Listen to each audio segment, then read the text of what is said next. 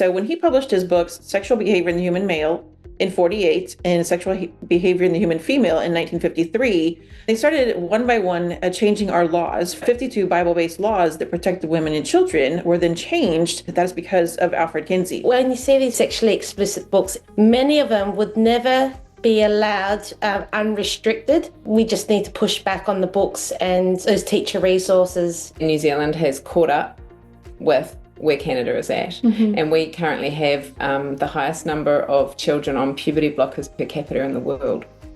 Wow. So it's blindsided us. The school books are paid for by the government and they stay at school, so that parents don't get to see them unless they proactively go and look for them. Right. Then you've got the other thing, which is the hidden curriculum, and this is something that it's very subtle, but people aren't aware of it. It's the pedagogy, the way you teach.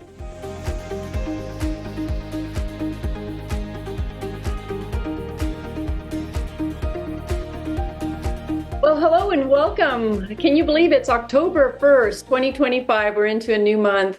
I'm Tanya Gaw, the founder of Action for Canada, and we have an amazing show for you tonight. We're live here in Washington, D.C., and if you could see the camera behind me here, it's filled with a room of the most amazing people from around the world. We're outside of the World Health Organization today, and we wanted to send them a clear message that we as parents are uniting around the world. And we're just going to give you an example of one of the campaigns that we're involved in. So let's play that video now. Hi, I'm Tanya Gaw, and I'm the CEO and founder of Action for Canada, and I'm here today to join forces with the International Coalition for Children. I'm also here on behalf of our children and to speak directly about the harms of comprehensive sexuality education, also known as CSE, and how it has been stealthily implemented in Canada and education systems around the world under various names and with serious consequences. In British Columbia and Alberta, it's called SOGI 123, Sexual Orientation and Gender Identity. In Ontario, it's called the WIN Sex Ed, and in Nova Scotia, it is presented as Back to Basics. But make no mistake, it's all one of the same label, the comprehensive sexuality education, which is meant to sexualize children at the earliest age possible. What does this look like? Primary students are being introduced to masturbation and pressured to question their God-given biological sex through pronouns and gender ideology. This is not education. It's indoctrination, grooming, and exploitation. The WHO's Standard for Sexuality Education openly recommended teaching children from ages 0 to 4 about masturbation. This is not a conspiracy theory. It is written in their own framework for policymakers and education authorities. The United Nations even labels our children as agents of change, mandating that member states, including Canada, the US, and around the world, embed CSE into every school system. A key strategy has been the introduction of sexually explicit pornographic books in schools and libraries. Action for Canada successfully lobbied the Alberta government, and many of these books are now being removed. In 2023, we also stopped SOGI 123 from being implemented in Saskatchewan schools. The comprehensive sexuality is so insidious, and that our teams in Canada and around the world are being forced to create all of these organizations so that we can lobby government to get this removed. So as much as these are great victories in Canada, and we hear about all the wonderful victories as well in the United States, it's only the beginning of a much greater battle. And make no mistake, those advancing this agenda are using it and will use every means possible to try to silence opposition, even through lawfare. In December of 2024, Action for Canada was hit with a libel suit, and it was a vexatious and frivolous lawsuit against us through a drag queen. They'll come to whatever means they can to try to silence you. The fallout of CSE is undeniable. A 2018 study reported a 4,515% increase in girls seeking to transition to the opposite sex. Newer research confirms that gender dysphoria is not innate. Without medical interference, 80 to 95% of children struggling with it all naturally accept their biological sex. And a 2024 German study found desistant rates above 50%. These numbers prove one thing: this is not health care, this is harm. Prior to CSE being introduced, there were 0 cases of so-called transgender children. So hear this loud and clear: there is no such thing as a trans child. God made them perfect, male and female, in His own image, and He does not make mistakes. So I stand here today to sound the alarm. Comprehensive sexuality education and the foundation of Kinsey's flawed and fake science must be abolished completely and permanently. It is built on lies, abuse, and an agenda that seeks to sexualize, destabilize, and control our children. We must not surrender our children's innocence to the WHO, the UN, or to radical ideologues in our governments or departments of education. Parents are and always will be the primary educators and protectors of their children. It's time to reclaim that role. For the sake of every child and the next generation, we must rise together, expose the agenda, and overturn it. God bless you, and God bless our children. Okay, well, so this is going to set the pace for our first guest, Rhonda Miller. You are absolutely amazing. I mentioned Alfred Kinsey at the end, and you have played a really huge role in bringing awareness to the crimes that this individual has committed against innocent children. We're talking infants up to, I believe, is it 12-year-olds? 14-year-olds. And so first, I want you to introduce yourself a little more, talk about your organization, how you got started on this, how long you've been at it. And I think that the campaign yesterday that you and Audrey have initiated in going to Congress and visiting individual leaders that are key in advancing what it is that you're putting forward. So let's get started. Let's talk about HR 2749, but let's just first start with who you are, how you began, the organization you're part of. Okay. Well, thank you very much, Tanya, for having me tonight on your show. Yes, so my name is Rhonda Miller. I'm the CEO of Purple for Parents United. We're a grassroots organization, started as a nonprofit in Indiana, which is where the Kinsey Institute is. And I started in this battle around 2012 at the tail end of the Common Core fight, and then stumbled on the whole LGBTQ agenda in our youngest child's school, and then just kept diving into what was really happening with education. And then eventually met Dr. Judith Reisman, and she became a mentor of mine. And so I started learning a lot about Alfred Kinsey and Indiana's responsibility in that, because he moved to Bloomington, Indiana, where he launched his institute and all of his sex studies and sex perversion out of that campus. So that is essentially how I got started. Right. And that's huge. And for those of you who are watching this for the first time, because last week we had Audrey on the show, and we've had her on a couple of times talking about the history of the sexual revolution. And Kinsey is called, what is it, the father of the sexual revolution. Sexual revolution. So this is a man that experimented on children and was abusive, and pedophiles were involved. And it's really a horrible scene. And this is where sex ed was birthed.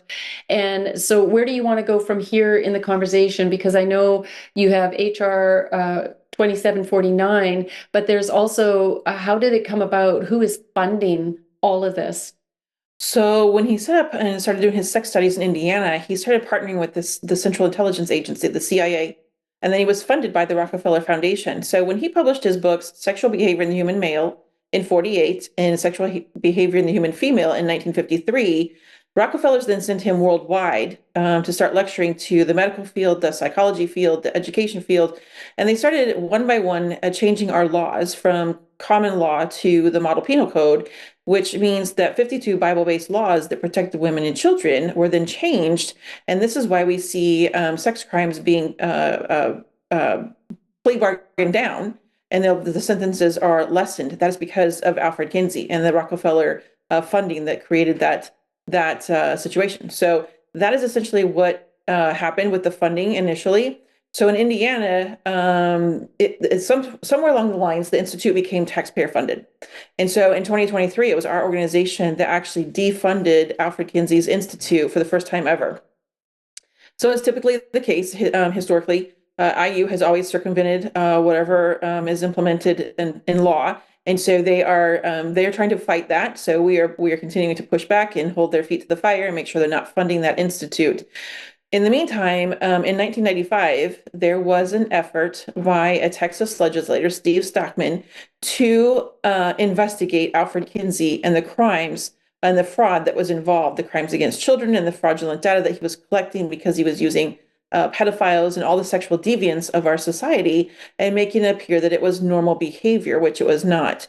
And so in 1995, HR 2749 was brought before the Congress with Congressman Steve Stockman.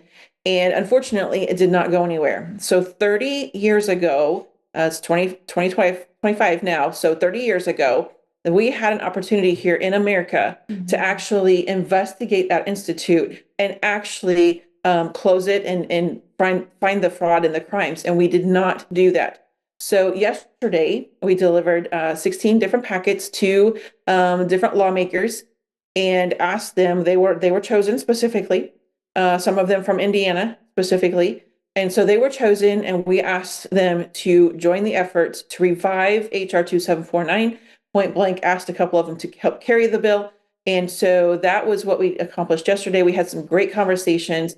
And I will just tell you, Audrey and I were really excited to have the International Coalition for Children and all of you from across the world with us in those meetings, because it gave validity to what we're saying. And as each of you spoke up yesterday, they really, I think some of them really understood that this is a massive effort that was unleashed on the globe, because in 2013, Alfred Kinsey was given consultative status to the United Nations, which spread it globally. Right. And when that happened, they then started to mandate that all member nations incorporate this sexual deviancy into our education. And this is how this has been implemented. And yesterday was absolutely amazing. I'd never done anything like it. We all came home with sore feet. We walked all day for miles and miles from one congressman and one congresswoman's office to another. It was truly an amazing experience to participate in. And I know one of them, or a couple of them, had said they had never seen such a large group from different places around the world attending on such an important matter. And I know there was many offices as well that said, thank you for the work that we're doing in pushing this forward. So what is your goal? I know that we would like Indiana to champion this because, the university was the one where the Kinsey Institute was, first put into place. And then I know how hard you work to get that defunded. And I know there's, what would you say, people that are trying to find other ways to fund the Kinsey Institute. So you're going to the federal level to say, not only does this need to be completely defunded, but he needs to be investigated for the crimes that he committed against these children, which will dismantle his research. And it should cause not only the United States. We say that since this started in the United States, they need to be the ones to champion to end it. And when you hear the testimonies from the rest of our guests tonight, we are literally all going through the same thing with our children being attacked in the education system, being sexualized, groomed, and indoctrinated. And so what is your ultimate goal in what you will achieve in doing this? So our ultimate goal is to have a legislator pick up that mantle and carry it and actually revive the effort of HR 2749, introduce it as a new bill, give it some updates if needed, and let's get the ball rolling and get that investigation going. And the reason I say that is because when you watch the British film Kinsey's Pedophiles, Clarence Tripp, his videographer, actually admits in the film they knew what they were doing was criminal. And then you have Bob Cabard saying that at the end, that if they were ever investigated, they would destroy their records. So that tells you the significance of the information that's housed at the Institute. And quite frankly, Indiana is responsible for it because since the 1940s, every governor, every legislature has covered for it. And so I would love to see somebody in Indiana champion that. And we did make it a point to go to 3 of those offices yesterday of lawmakers from Indiana and ask them to do so. And so that is where we're going to be. We're going to continue putting pressure on, and we need international pressure as well, because the more of us that speak out, the more of us that put pressure on them, and the more of us help them understand that this is not just a Indiana situation. This is not just an American situation now. Because they didn't do this in 1995, 30 years later, we're seeing a heavy toll taken on the children. Yes, absolutely. And it's undeniable. The measurable harm is there as they've moved this, just this sexual deviant agenda forward, and then the devil and his minions, they don't have a limit on evil, and so it just will continue to get worse and worse and worse until we stop it. And now just the average citizen, the average parent can no longer turn a blind eye and say this isn't happening in our schools, with the amount of kids that are identifying as gender dysphoric or LGBTQ. And we know that these are not natural ideas that children would have, and that they've been planted there, and that this is causing a lot of distress and depression to children. And so on multiple reasons, it's tearing families apart. The threat from the government to remove children if parents do not comply. In Canada, we had Bill C4 passed, and the conversion therapy ban. And if you're a parent and you don't support your daughter, who may be 12 years old, coming home and saying, I no longer am a girl, I identify as a boy, they will come in and take your child away from you. It's completely illegal. It's against our God-given inalienable rights as parents. But until we have more rise up in just embracing this power that we have, that this will continue. And so I see this as a turning point in the United States as far as our children and addressing this matter. So I really want to thank you from the bottom of my heart for the work that you're doing. It's so important. We're going to continue to help you lobby government. Everybody, it's the United States. But as we said every time we went in to see one of these congressmen or women, we would say, look, everything that you're doing in the United States is having an effect for all of our nations. And so we're standing behind you, but we're just really calling on you to see this through. So thank you for what you've begun here. And you've been tenacious in knocking down those doors yesterday. It was really good. And you have a very good reputation with many of them. You're already well known, you and Audrey, and well respected. So that's really important. So in closing this portion of the interview with you, do you have a favorite Bible verse you could share with us? I do. It's Okay. Esther 4:14. For if you keep silent at this time, relief and deliverance will rise from the Jews from another place, but you and your father's house will perish. And who knows whether you have not come to the kingdom for such a time as this. And I do believe we're all here for this time. Yes, agreed. Amen to that. Well, thank you so much. I think you traveled back to Texas, and so you moved from Indiana to I Texas? did last year. Yeah. So, well, you're doing amazing work in Indiana, and you're well respected there. So I know that they're going to keep listening. Yes. All right. Thank you, Rhonda. Thank you so much. Okay, so our next guest is going to be Penny Marie, and I'm excited to have Penny on as well. Like I say, I've made all these new friends. Penny is with Let Kids Be Kids in New Zealand. So maybe tuck your chair in a little closer to me, as close as you can.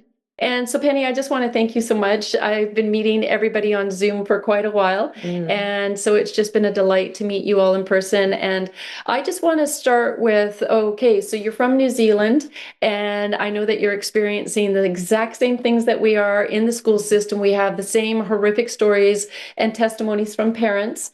And so how did you get started on this in New Zealand? When and how did this come about?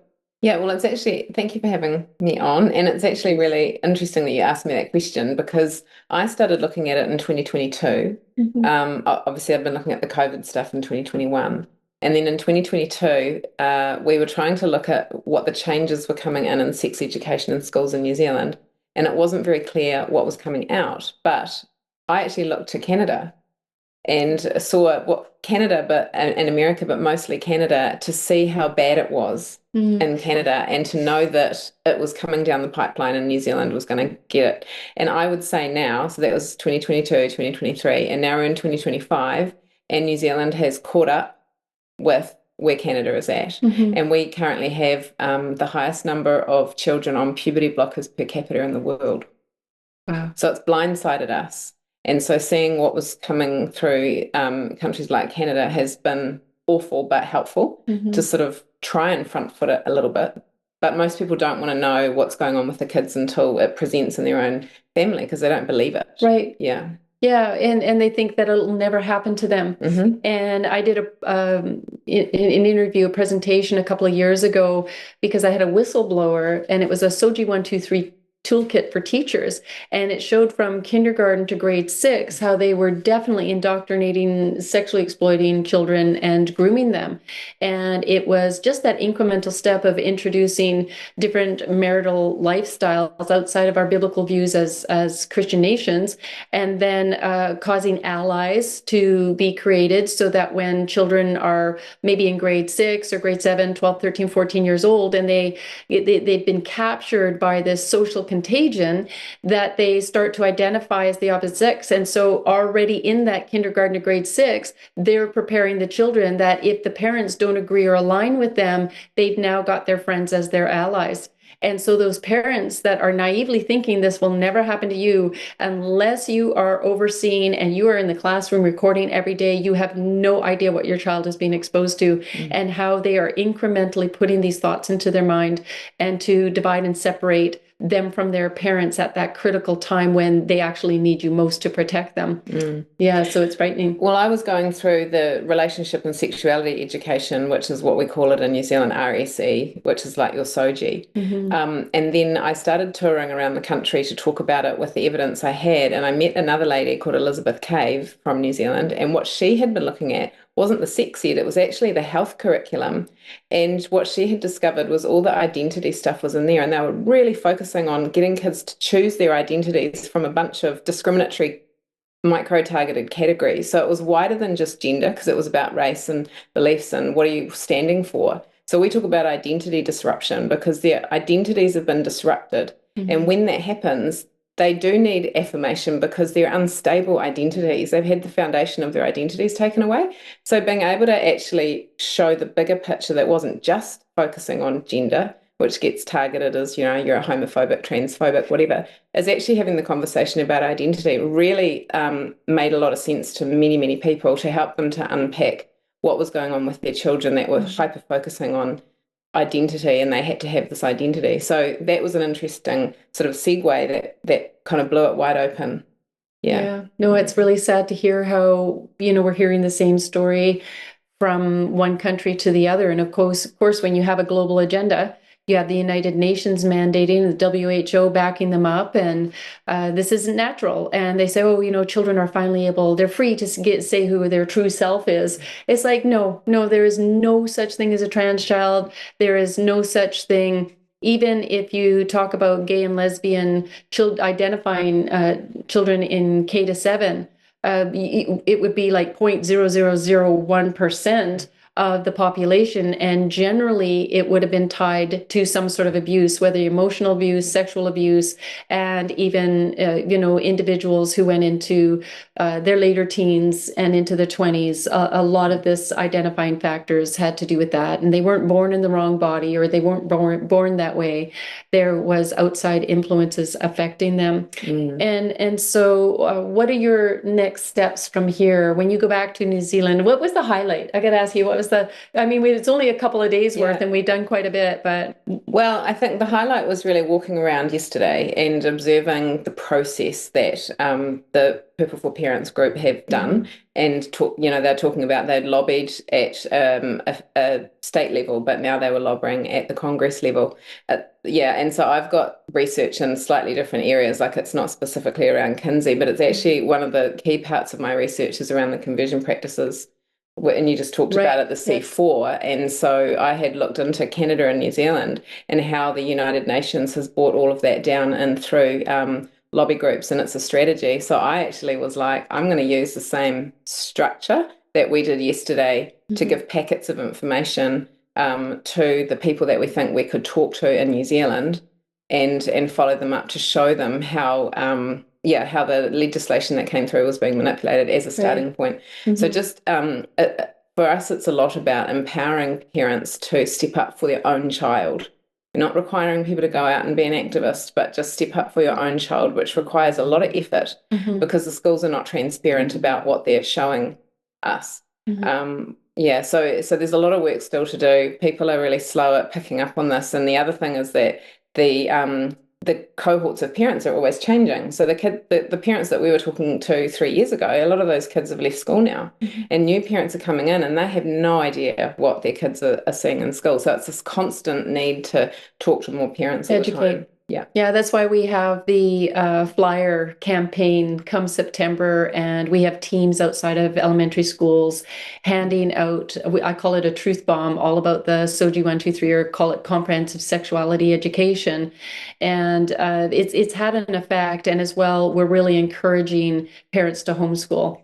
And I know that Alex Newman is part of this massive homeschooling agenda here in the United States, where millions of children are being homeschooled at this point. Canada, we have, at Action for Canada, we have Homeschool Revolution, really, because if we're going to say pull your kids out of school, or, it's horrible, and if it's parents that both have to work and they don't have an option, we're going to continue to fight until our education system is cleaned up. But if you can get your kids out, grandparents, everybody get involved and help to homeschool the most precious asset that we have, right? Yeah, and for all the New Zealanders listening to this, we're going to look at what Action for Canada are doing, because I'm going to take some tricks out of you guys' book as to how to get more parents involved and activated and courageous in this space. Well, we say you can teach your child more in 2 hours at home than they'll learn in a day being socialized, right now with the socialist agenda. Yeah. And then in a much safer space. And then also turn off social media. Do not allow your kids on TikTok or Instagram.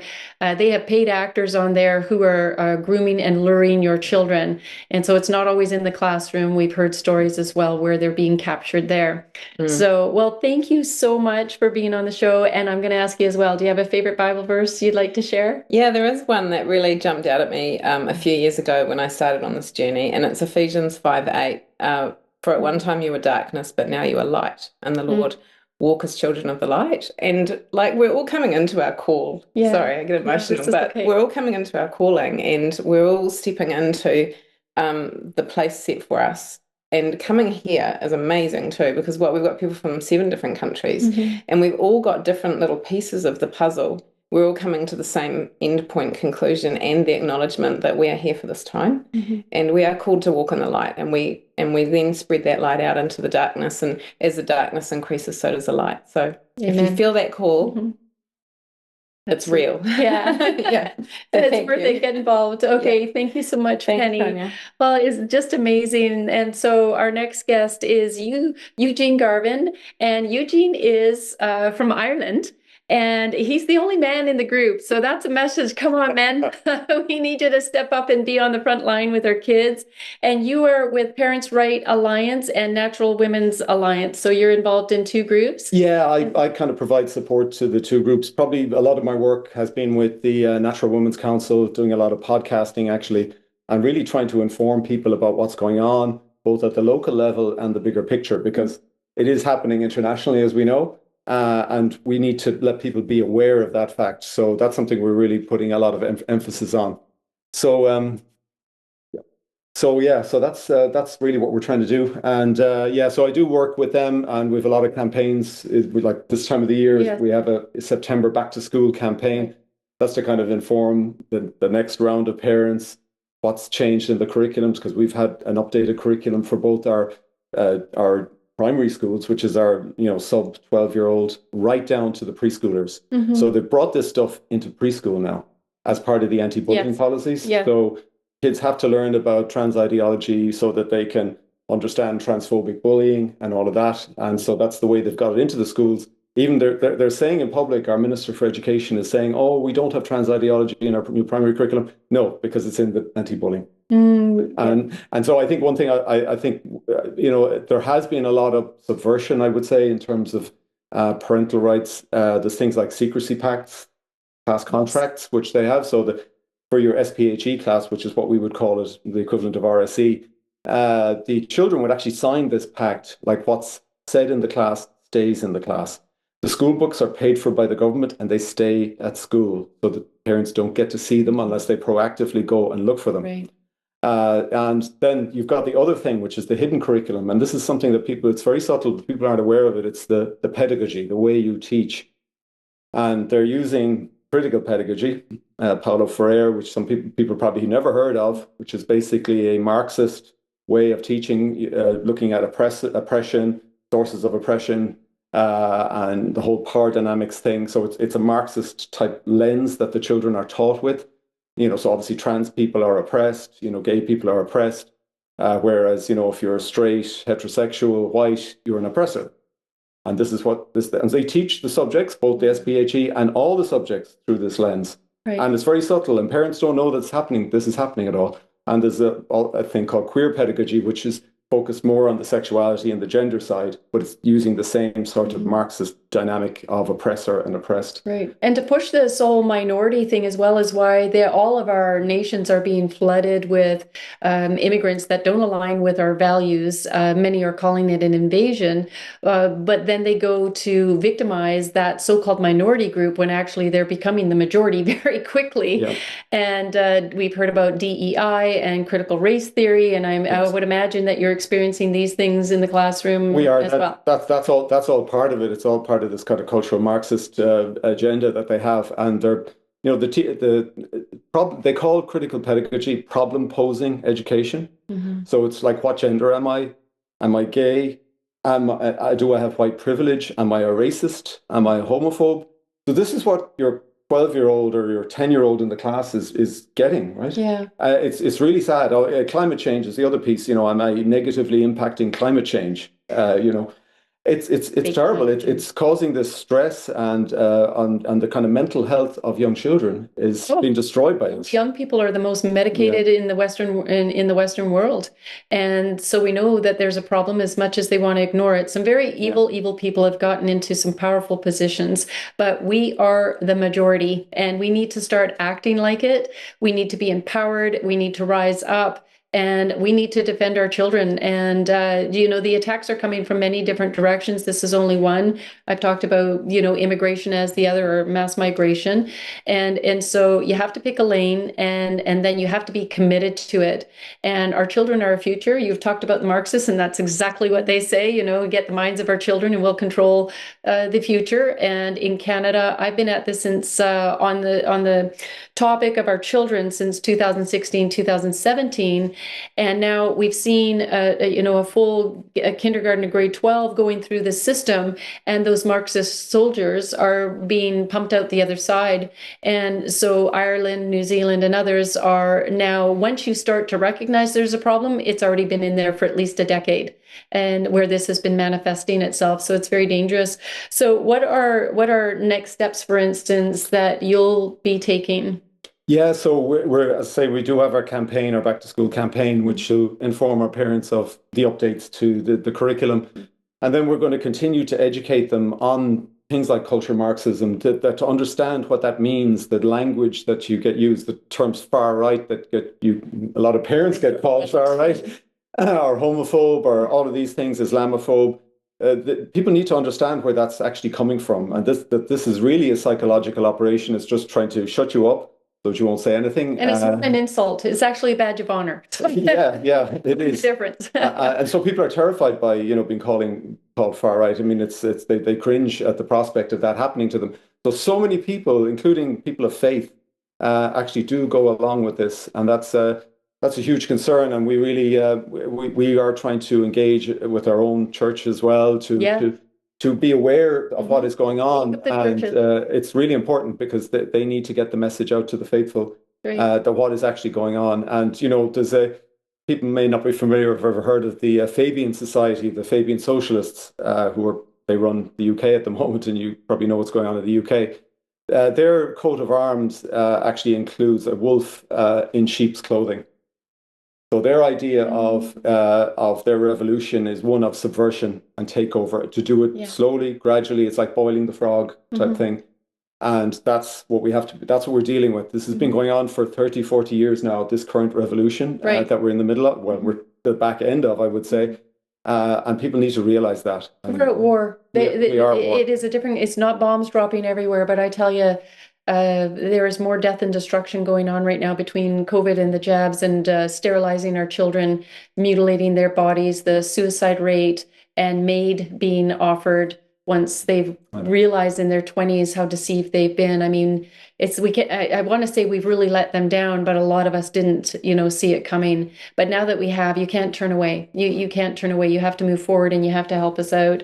And, we're introducing people within your nations that you can look up and contact them and say, I want to be involved. How can I help? So just in one last question then, what was your highlight this week? I think yesterday again, I'd have to say walking the corridors of power. It was incredible experience, and passing the offices of some very well-known senators and representatives that we would know, which was really fantastic, and getting to talk to their teams and present our case. It was just fantastic. I think it was an excellent experience. Yeah, something that we can all bring home with us, right? Okay. Absolutely. So what's your favorite Bible verse? Yeah, so this is one which I think is one that's kind of appropriate for people of us who are on this journey, and it's Matthew 10:16. I am sending you out like sheep among wolves. Therefore, be as shrewd as snakes and as innocent as doves. Amen. Amen. All right. Well, thank you so much. Okay, thank you for having me on. Okay. We look forward to seeing you all again. Okay. All right. So our next guest is Angela Rojas. And Angela is with the International Coalition for Children and is from Australia. I think you made an awful long journey to be here with us. And I've met you over Zoom for month to month to month since the beginning of the year, and it's been such a pleasure. And then just learning a little more about your specific expertise and how you were able to bring light in a certain area. So tell us a bit about what you do for a living and how you were able to bring a special awareness to what our kids are being exposed to. Sure. I've been, for the past few years, I've been challenging the sexually explicit books as a mum. And then the window of opportunity came where I got to become a classifier for film and games. So I've been trying to challenge these books from a classification point of view, because books do not get classified like film and games. And after going through the training process, you think of video games. Video games are cartoony. They're not life. They're not real life. Okay, so and when you see these pornographic books or these sexually explicit books, even if they have educational merit or they think they have educational merit, many of them would never be allowed unrestricted. So that means they would be MA, 15 plus, or R-rated if they appeared in video games. That's the equivalent in some of these books, especially on those real sex instruction books under nudity. So, there's other themes that would normally get classified. So I know that we just need to push back on the books and those teacher resources. Yeah, definitely. Well, you were telling me earlier as well, because we brought awareness that in Alberta we had a massive campaign. We gave a binder about this thick to the Minister of Education, and one of the topics we went over in the book was, in the binder, was the pornographic books. They're teaching children masturbation, and you had noted that it would be completely flagged as in games if masturbation ever came up in any style whatsoever.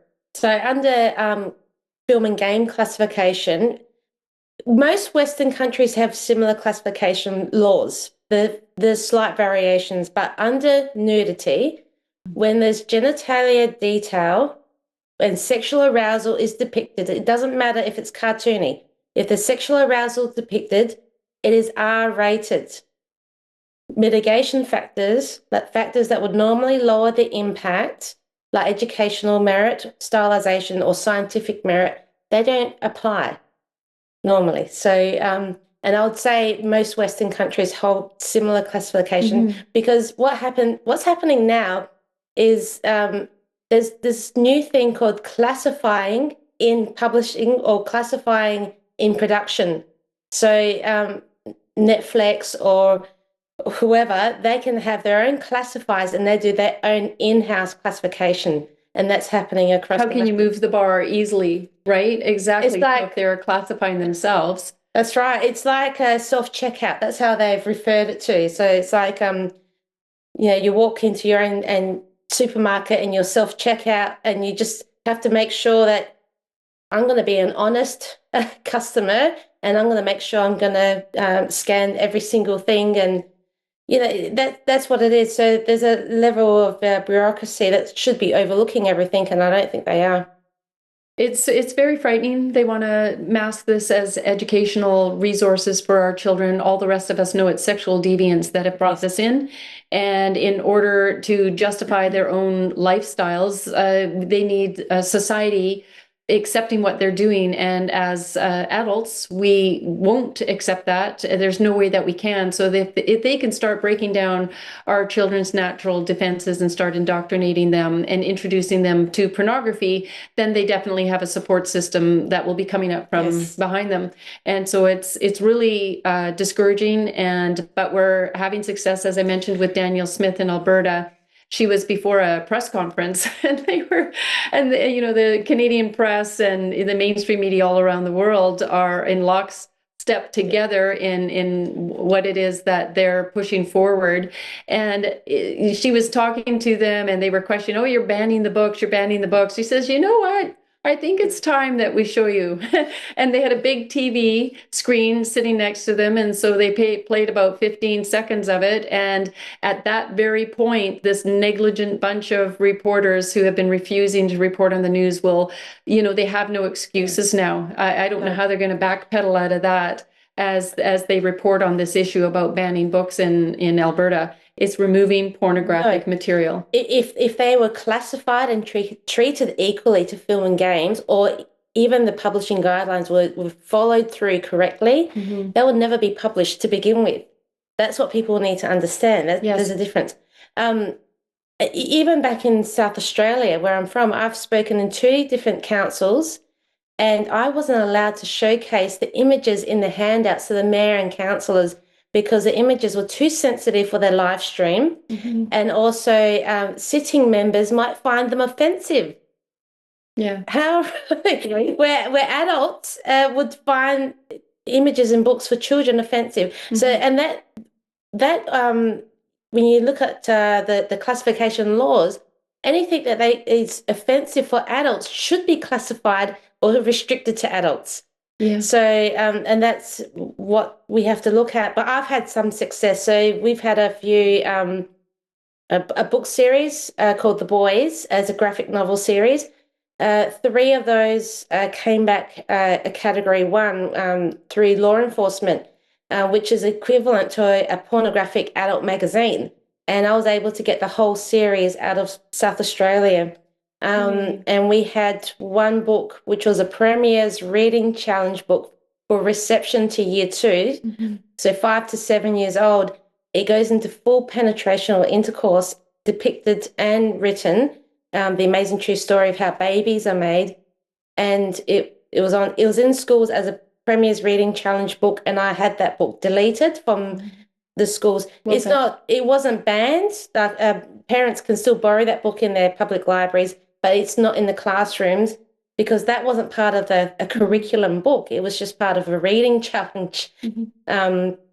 So that was deleted. So I've had some success removing books, but not, Well, and this is why, having Rhonda and Audrey last week on the show, why addressing Alfred Kinsey is so important. Last week, Audrey really went into a deep dive about all the laws. Rhonda mentioned it as well, the 52 laws that were changed that involved, where the line was crossed as far as pornography was concerned.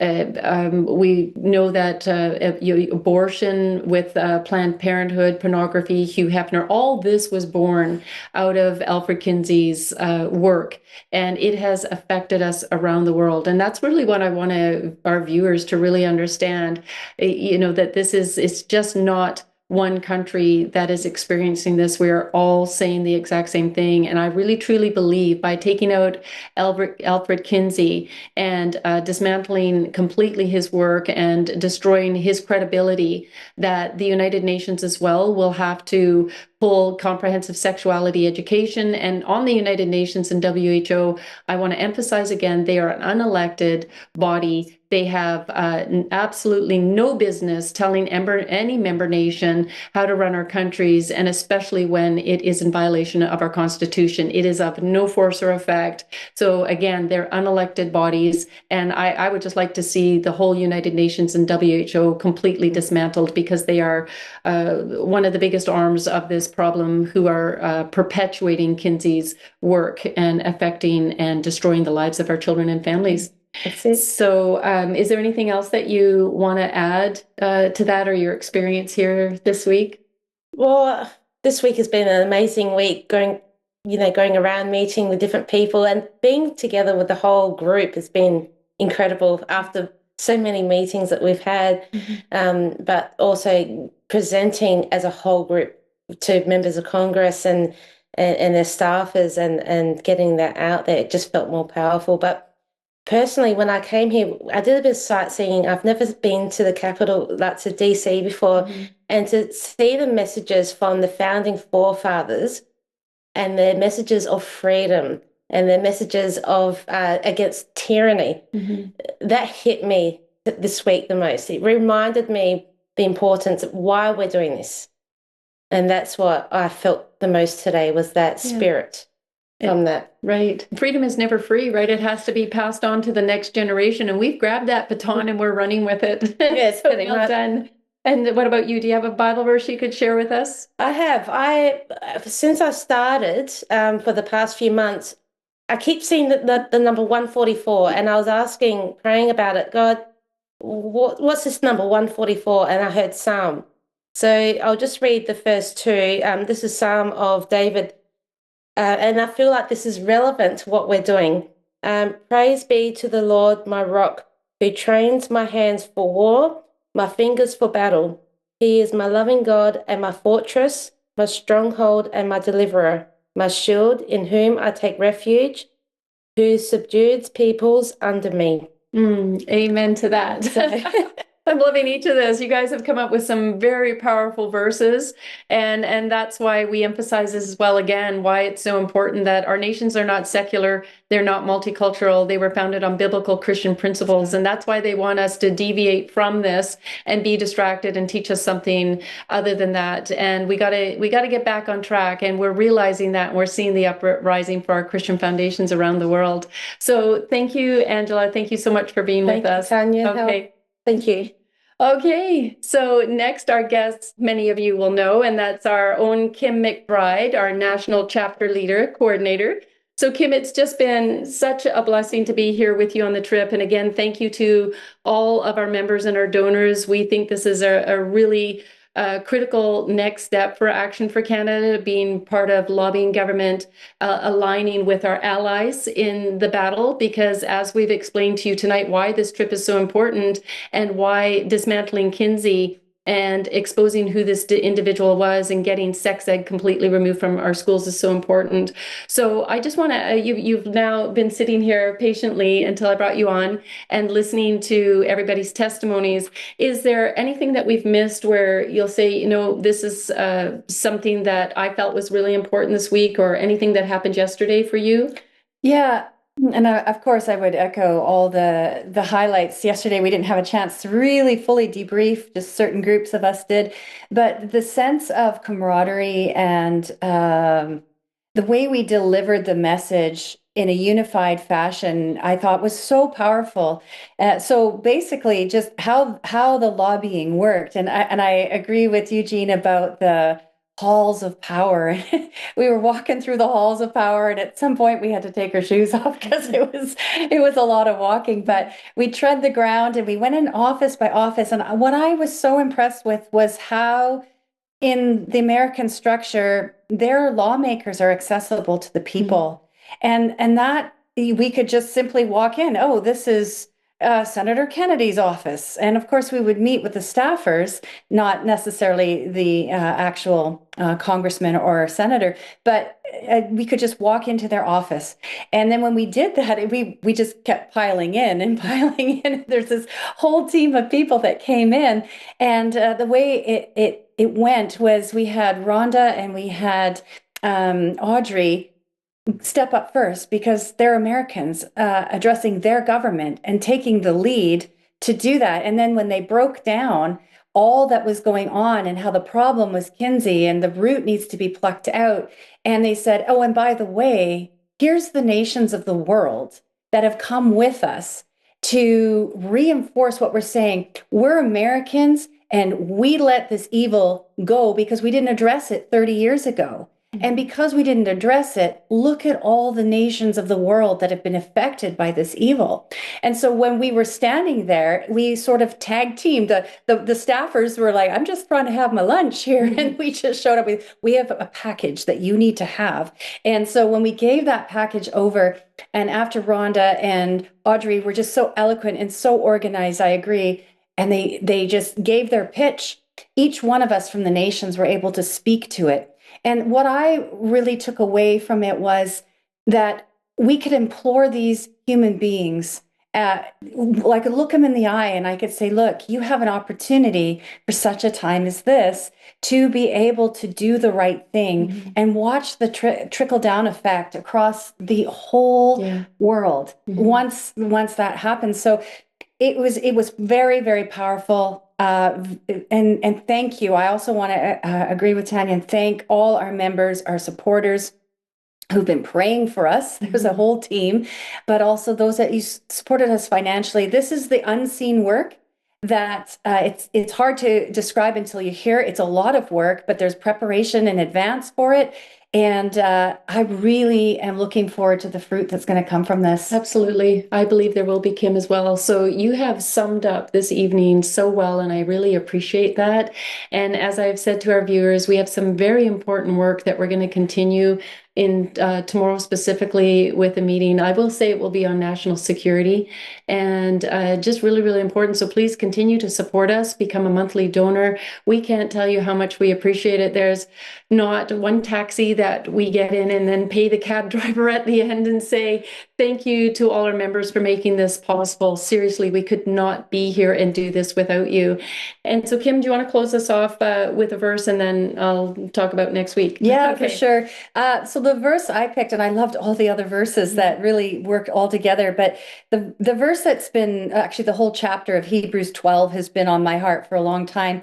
And it's the first little part, and it's this part that really strikes me. It says, therefore, since we are surrounded by such a great cloud of witnesses, let us throw off everything that hinders and the sin that so easily entangles.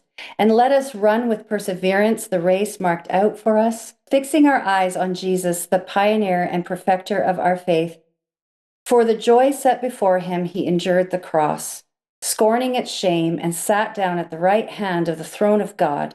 Consider him who endured such opposition from sinners, so that you will not grow weary and lose heart.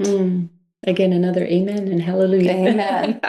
All right. Well, thank you so much. So we're just going to wrap up the show. I just want to thank all of our guests, all of the team members from the International Coalition for Children. Absolutely amazing meeting you all and having you join us on the show tonight. What an absolute privilege. Okay. So next week on the Empower Hour, we will be doing the exclusive showing of The Dying to Live, the October 7th massacre. As you know, we work together with Reverend Majed El-Shefi and promoting the making of this documentary. And he flew 2 years ago directly to Israel to start documenting exactly what had transpired and interviewing people and getting their testimonies. It's absolutely heart-wrenching, but it's one of those things that we can never forget. And coming up to the second year anniversary, we felt it was an appropriate time to air this documentary. So there's a number of churches that are have stepped up to have a showing within their facilities. And you can go to Action for Canada's event page. And otherwise, you know what? Invite people to your home, neighbors, friends from church, and, make it an event. and let's celebrate Israel together, because God has called us to do that. And with that, he will bless our nations, even when our leaders are bringing it down a path and turning their backs on Israel. We, as a nation, we are the people, are the nations. And so let's do right by that. All right, so my Bible verse for the week, I love Galatians 6-9. I've done this one a number of times, but it says, "Let us not become weary in doing good, for at the proper time we will reap a harvest if we do not give up." And I just truly believe, I feel so inspired and so encouraged by this trip that I believe that's going to happen. And then I have a favorite quote from Thomas Paine. He says, "I prefer peace, but if trouble must come, let it come in my time so that my children can live in peace." So thank you again so much for joining us on the show. God bless you. God bless Canada, America, New Zealand, and the world. So thank you. We'll see you. Well, I won't see you next week because I'll be still traveling, but I sure hope that you will invite friends and watch the Dying to Live documentary. See you next time. In times of financial uncertainty, securing your wealth is more important than ever. With inflation, market instability, and economic challenges, many Canadians are turning to one timeless strategy: precious metals. Gold and silver have historically retained their value, offering a hedge against economic turmoil and a safeguard for your assets. If you're looking to invest, there's good news for members of Action for Canada. We're proud to announce our partnership with Steve Merrill of Sun City Silver. Steve is not only a friend of the freedom movement, but he's also offering Action for Canada members exclusive access to some of the best pricing in Canada. Thanks to his extensive client base and affiliation with Silver Gold Bull, you can now secure your precious metals at incredible rates. Silver Gold Bull is a trusted Canadian leader with live pricing available 24/7 and nearly 400,000 five-star reviews on Trustpilot. When you purchase through Steve, you're not only investing in your future, you're also supporting the freedom movement, as a percentage of each sale helps support Action for Canada. Plus, there's a bonus. If you place an order of $5,000 or more, you'll receive a 1-ounce pure silver bullet, a unique and valuable addition to your collection. And if you refer someone who places a $5,000 order, you'll get another silver bullet as a thank you. To get started, visit actionforcanada.com/purchasing-precious-metals/. Remember, your decisions are your own, and we recommend doing your own research before making any investment. But with Steve Merrill's guidance and our partnership, you'll be on the right path to securing your future. Secure your assets, protect your future, support the movement. Visit us today to learn more.